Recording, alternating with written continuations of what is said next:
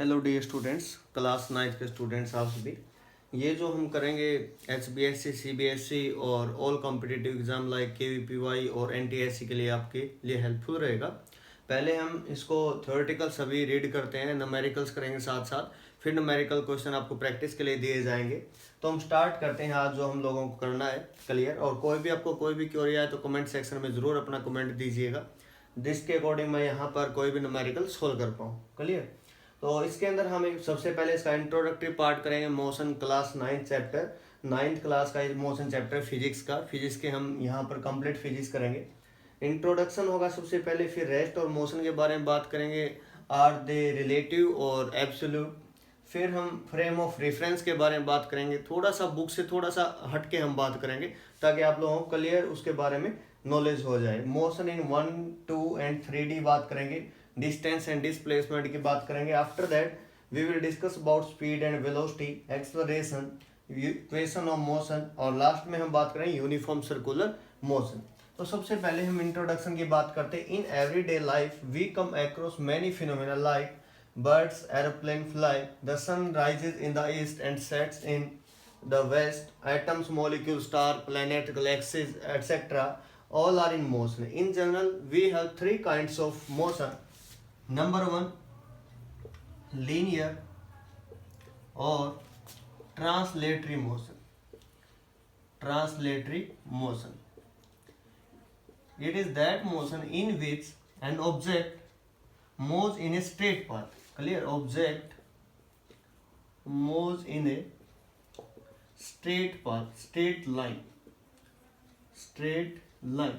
Such type of motion are called linear or translatory motion. Here we can replace this object as point object. Clear? हम इस object को point object से replace कर सकते हैं, क्योंकि पूरी जो बुक है इसमें ऑब्जेक्ट की बात की गई है। हमें यहाँ एक पॉइंट ऑब्जेक्ट ट्रेड करके चलना। पॉइंट ऑब्जेक्ट होता क्या है उसके बारे में अभी मैं आपको क्लियर कर दूंगा। नंबर 2 हमारे पास है सर्कुलर और रोटेटरी मोशन। सर्कुलर और रोटेटरी मोशन हम सभी ने स्टडी किया हुआ है। जब भी कोई ऑब्जेक्ट मूव करे about a fixed point, clear, about a fixed point, then such type of motion are called circular motion और रोटेटरी मोशन। फैन जैसे रिवॉल्व करता है, या मैं पत्थर बांध दूं धागे से, उसको रोटेशन जो होगा हमारे पास रोटेटरी मोशन होगा। नंबर 3 हमारे पास है वाइब्रेटरी और ऑसिलेटरी मोशन। क्लियर? किसको बोलेंगे हम? In which an object moves to and fro और back and forth. Such type of motion are called vibratory और oscillatory motion. अब हम बात करेंगे रेस्ट और मोशन के बारे में, क्या होता है। फिर हम बात करेंगे फ्रेम ऑफ रेफरेंस के बारे में। बेसिकली जो हम मोशन पढ़ रहे हैं, ये जो हमारे पास आता है फिजिक्स के अंदर है मैकेनिक्स के अंदर हम इसको डील करते हैं। क्लियर? फिजिक्स के अंदर क्वांटम है, न्यूक्लियर है, थर्मो है, मॉडर्न है। क्लियर? इसी टाइप से मैकेनिक्स हमारे पास है। मैकेनिक्स क्या होता है? It is that branch of physics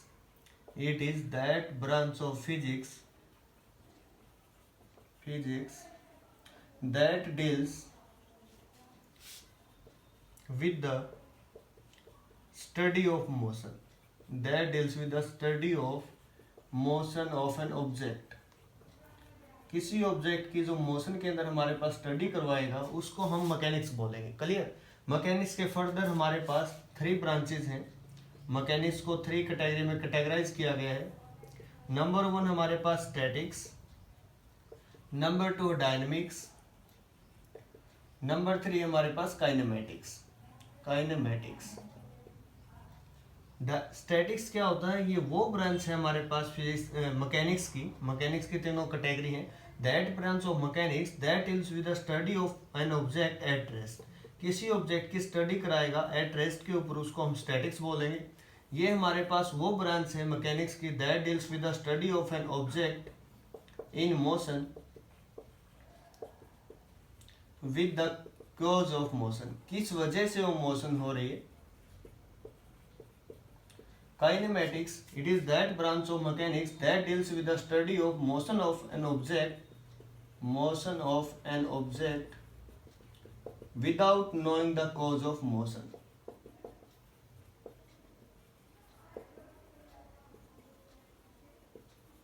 किस वजह से वो मोशन हो रही है इसके बारे में हमें कोई आइडिया नहीं देता। क्लियर। अब हम बात करेंगे रेस्ट और मोशन के बारे में। तो देखिए से बस रेस्ट और मोशन हमारे पास क्या है।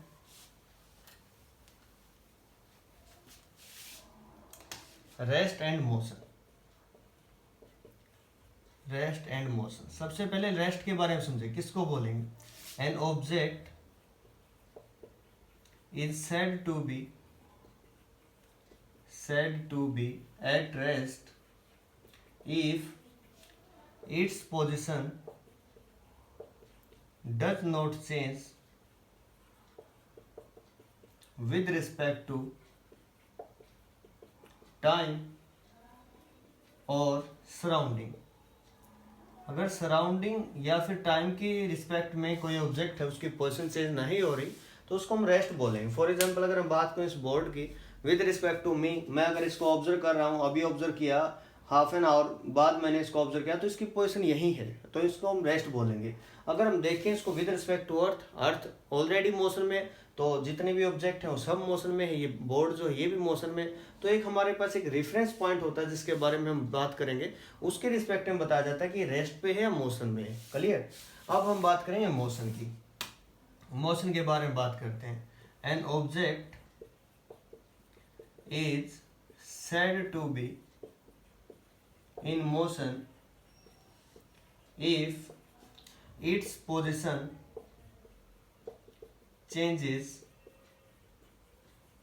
with respect to time और सराउंडिंग।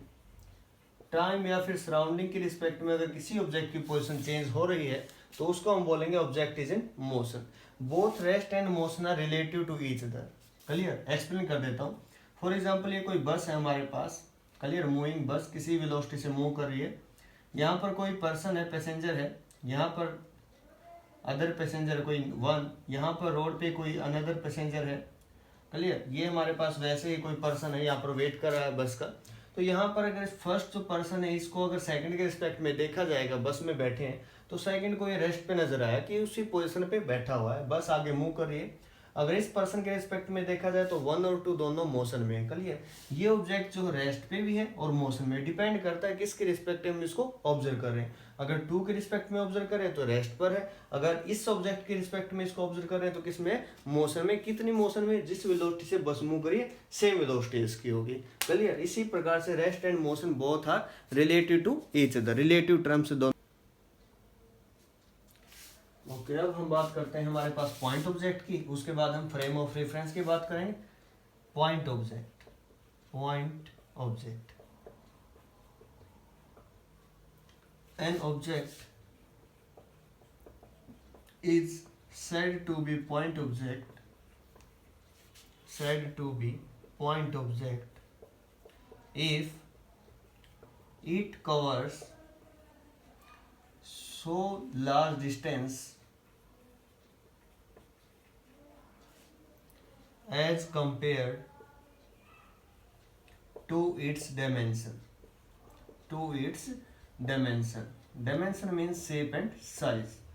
अगर ये अपने शेप और साइज से बहुत ज़्यादा डिस्टेंस अगर कवर कर लेता है, फॉर एग्जांपल ये हमारे पास है, यहाँ पर कोई ऑब्जेक्ट था, ये डिस्टेंस हमारे पास कवर ए पॉइंट पर था, बी पॉइंट पर चला गया, ठीक है। जितनी डिस्टेंस ने कवर की वो इसकी तो साइज से बहुत ज़्यादा है हमारे पास, तो उस केस में जो ऑब्जेक्ट होगा उसको हम पॉइंट ऑब्जेक्ट का नेम देंगे। Clear.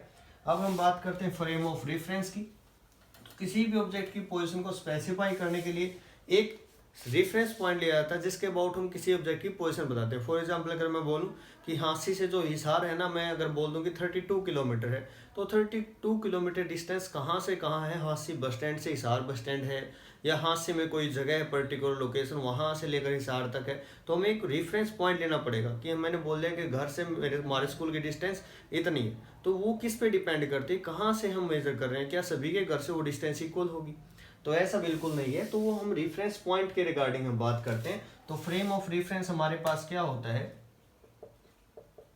Frame of reference if we attach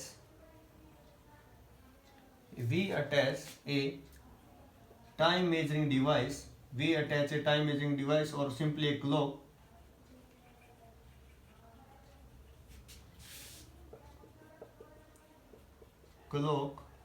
along with three mutually perpendicular axes x, y and z, then such type of frame are called frame of reference, इसको हम frame of reference बोलते हैं। ये हमारी book में जो यहाँ rest और मोशन के बाद डायरेक्ट डिस्टेंस डिस्प्लेसमेंट है, तो मैं चाहता हूँ आपको ये चीजें भी क्लियर हो जो मैं बता रहा हूँ, ठीक है। धीरे धीरे क्लियर हो भी जाएंगे आपको, ऐसा कुछ नहीं इसके अंदर। Frame of reference basically simple से हम डील करेंगे। फ्रेम ऑफ रेफरेंस जो 2 टाइप का होता है हमारे पास, एक होता है इनर्शियल, एक होता है non inertial. Clear, non inertial. Inertial में क्या होता है, इनर्शियल के अंदर न्यूटन के जो लॉ है, ओबे न्यूटन्स लॉ, न्यूटन्स के लॉ जिसके अंदर ओबे होते हैं उसको इनर्शियल बोलते हैं। जिसके अंदर न्यूटन्स के जो लॉ है वो ओबे नहीं होते हमारे पास, उसको हमारे पास क्या बोलते हैं, नॉन इनर्शियल। क्लियर, यहाँ तक हमारे पास ये कंप्लीट हुआ। अब हम बात करते हैं डिस्टेंस डिस्प्लेसमेंट की, हम बात करेंगे। Motion in 1D 2D 3D में बता देता हूँ। If to specify the position of an object we require only one coordinate out of 3, then such type of motion are called one dimension। Clear, for example x axis पे कोई point, उसकी position को represent करने के लिए Y और Z absent है, उनका कोई काम ही नहीं, तो उसको हम बोलेंगे मोशन इन 1D। 2D कोई प्लेन है, कोई इंसेक्ट है, कोई कीड़ा मकोड़ा फर्श पे हमारे पास रेंग रहा चल रहा है, तो उसकी पोजीशन को स्पेसिफाई करने के लिए एक्स और वाई 2 कोऑर्डिनेट की रिक्वायरमेंट होगी, तो उसको बोलेंगे मोशन इन 2D। कोई फॉर एग्जाम्पल अगर मैं काइट की बात करूँ, किसी बर्ड की बात करूँ स्पेस के अंदर, तो उसकी पोजीशन को रिप्रेजेंट करने के लिए एक्स वाई और जेड तीनों कोऑर्डिनेट की रिक्वायरमेंट होगी, उसको बोलते हैं मोशन इन 3D। अब हम बात करते हैं सिंपली डिस्टेंस और डिस्प्लेसमेंट। डिस्टेंस क्या होती है, डिस्प्लेसमेंट क्या होता है। क्लियर, ये सारी चीजें हमें यहीं से क्लियर हो जाएंगी। डिस्टेंस डिस्प्लेसमेंट जब इनके डिफरेंसेस करेंगे, इनके बारे में पढ़ेंगे।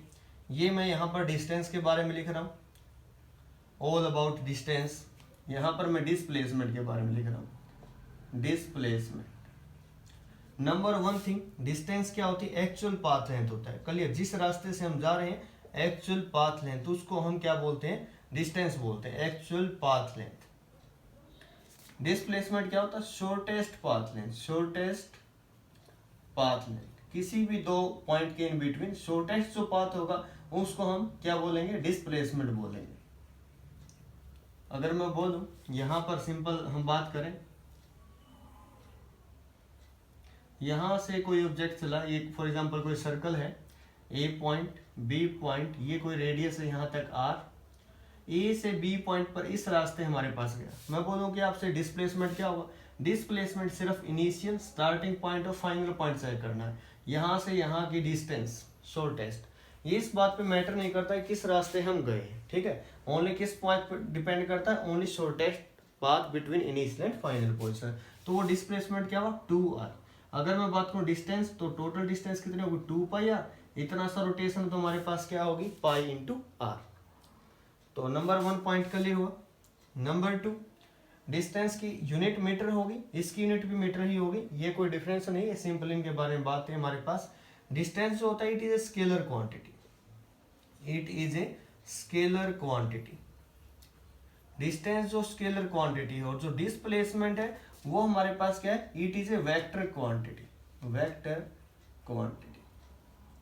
अब मैं क्लियर कर दूं आपको कि स्केलर क्या होता है। स्केलर जो होता है उसके अंदर मैग्नीट्यूड होता है, डायरेक्शन का हमें कोई आइडिया नहीं होता कि क्या डायरेक्शन है। Clear, it is only magnitude, only possesses magnitude having no direction. इसके अंदर कोई डायरेक्शन नहीं होती,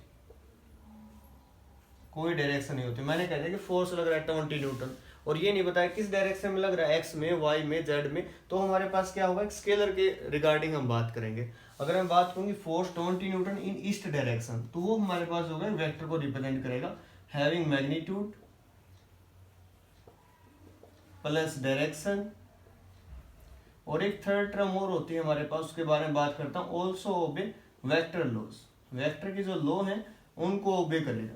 इसके अंदर हमारे पास डायरेक्ट ऐड होगा 2 + 3, कोई डायरेक्शन का मैटर नहीं, लेकिन इसमें डायरेक्शन हो गई हमारे पास, डिपेंड करता है स्टार्टिंग पॉइंट फाइनल पॉइंट, इसमें 2 + 3 ऐसे ऐड हम नहीं कर सकते।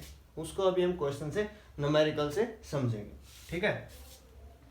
Number 3, distance between two points, distance between two points may have large number of values, large number of values। अब यहाँ से A से अगर मैं सिंपल यहाँ पे लिख रहा हूँ, सॉरी ऊपर आपको दिखाई नहीं दिया होगा, A टू B में बात करूँ तो ये 1 2 3 4 डिस्टेंस तो हमारे पास कितने भी वे हो सकते हैं। अगर मैं यहाँ बात करूँ उसके लिए सॉरी यहाँ ऊपर दिखाई नहीं दे रहा होगा बोर्ड, ठीक है, मैं अभी यहाँ दोबारा फिर कर दूंगा उसको। Displacement between any two points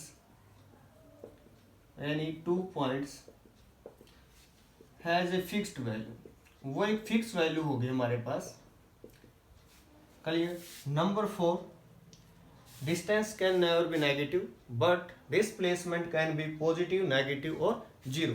तो ये कुछ डिफरेंस थे, आप इसको वीडियो को पॉज करके नोट भी कर सकते हो। ओके, डिस्टेंस और डिस्प्लेसमेंट के बारे में हमने जाना। अभी उसके रिगार्डिंग कुछ मैं क्वेश्चंस आपको करवा रहा हूँ, उससे आपको सभी चीज़ें क्लियर हो जाएंगी, कोई डाउट नहीं रहेगा किसी प्रकार का। क्वेश्चन नंबर 1 हमारे पास ये, फॉर एग्जांपल ये हमारे पास कोई सर्कल है, क्लियर, रेडियस है हमारे पास, फॉर एग्जांपल यहाँ पर मैं लिख रहा हूँ 5 मीटर, ठीक है। मैंने कहा कि किसी ऑब्जेक्ट ने यहाँ से चलना स्टार्ट किया ए पॉइंट से, क्लियर, एक कंप्लीट रोटेशन किया, ए पॉइंट पर आ गया हमारे पास, तो उस केस में डिस्टेंस और डिस्प्लेसमेंट क्या हो गया after one rotation, after one rotation distance और डिस्प्लेसमेंट हमारे पास क्या होगा। एक रोटेशन के बाद जो डिस्टेंस होगी, डिस्टेंस हमारे पास एक्चुअल होगी, एक्चुअल मीन्स इसकी सरकमफ्रेंस जो होगी 2 pi into R, clear, 2 into pi into में आर कितना 5 मीटर, तो ये हमारे पास कितना होगा 10 पाई मीटर, यूनिट हमने लिख दी।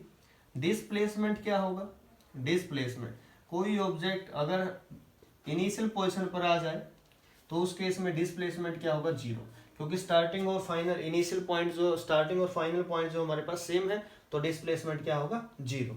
तो ये आप सभी को क्लियर हो गया होगा, ऐसी कोई खास बात नहीं है कि आपको समझ ना आया हो। और सेकंड हमारे पास यहीं पर क्वेश्चन नंबर 1 ये था। क्वेश्चन नंबर 2 इसी के अंदर मैं कर रहा हूँ। अगर कोई ऑब्जेक्ट एक कंप्लीट रोटेशन हमारे पास कंप्लीट करता है, वन रोटेशन कंप्लीट करता है हमारे पास इन 40 second, clear, then find out distance and displacement, distance and displacement after 100 second. After 100 second हम लोगों को क्या फाइंड आउट करना है, डिस्टेंस और डिस्प्लेसमेंट, क्लियर। 40 सेकेंड एक complete rotation, 80 second complete rotation, next complete rotation कितने में होगा 120 में, हमारे पास 40 का एक है हमारे पास, तो 100 में कहाँ होगा, देखो 40 80 120 कंप्लीट था, तो 100 में इस पॉइंट पर पहुंचेगा, बिल्कुल इसके अपोजिट इस पॉइंट पर ए टू बी। डिस्टेंस क्या होगी, रोटेशन कितने हुए 2 कंप्लीट हुए हमारे पास, 2 इंटू एक रोटेशन कितने का 2 पाई आर का, प्लस में हाफ रोटेशन, हाफ रोटेशन यहाँ तक कितने का होगा 2 पाई आर बाय में 2, 2 पाई आर बाय में 2। कंप्लीट रोटेशन कितने हुए 2 2 जा 4, 4 plus 1 5 pi into R. R कितना था हमारे पास यहाँ पर, आर था 5, तो 5 पाई इंटू में 5 कितना हुआ 25 पाई मीटर। अब अगर डिस्प्लेसमेंट की बात करूँ, डिस्प्लेसमेंट क्या होगा, डिस्प्लेसमेंट में इस बात पे डिपेंड नहीं करता हमने कितने रोटेशन लिए, वो सिर्फ इसी बात पर डिपेंड करता है हमारे पास की स्टार्टिंग पॉइंट और फाइनल पॉइंट। ये 5 है तो रेडियस सेम रहती है 5, ये तो डिस्प्लेसमेंट कितना हो हमारे पास सिंपली 10 मीटर, ठीक है, ये समझ में आ गया होगा। नेक्स्ट एक अच्छा सा क्वेश्चन है आप सभी के लिए,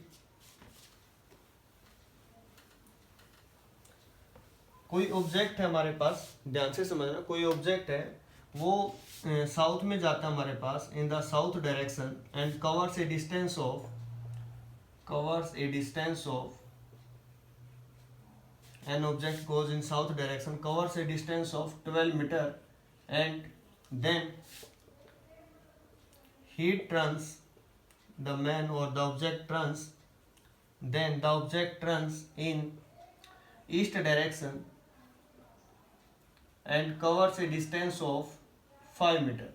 Clear? We have to find out the distance and displacement. अगर ऐसे कोई भी क्वेश्चन हमारे पास आ जाए, सबसे पहले जो काम होगा ईस्ट वेस्ट नॉर्थ साउथ इस टाइप से बनाएंगे, यहाँ से चलाएंगे ऑब्जेक्ट को. 12 metre in south direction 12. After that goes in east direction 5 metre. Distance क्या होगी हमारे पास, एक्चुअल 12 प्लस 5 कितना होगा 17 मीटर. डिस्प्लेसमेंट क्या होगा, शॉर्टेस्ट ये जो डिस्टेंस है पाइथागोर से निकाल सकते हैं, under the root 12 square plus 5 square कितना होगा 144 प्लस 25 कितना होगा